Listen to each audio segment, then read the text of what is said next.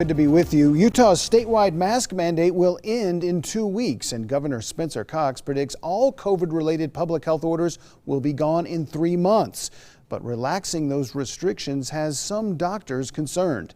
Today, Intermountain Healthcare's chief physician executive weighed in.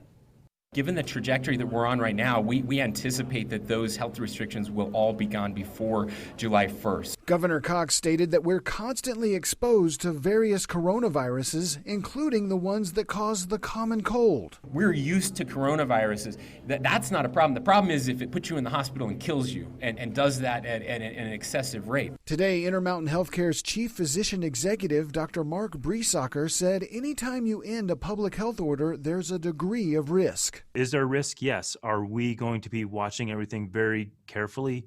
Yes. We're fortunate to have had an effective response to distribution of vaccines. So we're benefiting from the initial push here.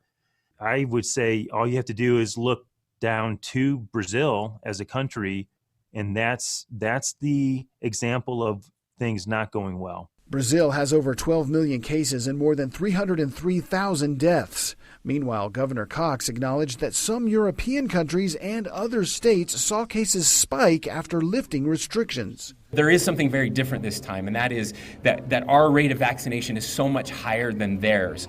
And even if we do see an increase in cases, the fact that we have vaccinated so many of our most at-risk population makes us even less vulnerable to the outcome. But Dr. Bresacker says it's not time to let down our guard yet. Let's not lose our edge.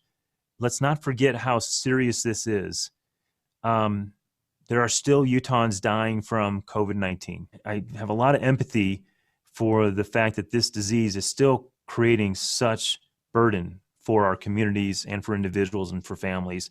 We owe it to them to stay vigilant and to keep moving forward in the right ways until we can really tamp this thing down. Dr. Bresacker emphasized that Intermountain Healthcare hospitals and clinics will require masks beyond that April 10th date in order to keep their employees and patients as safe as possible.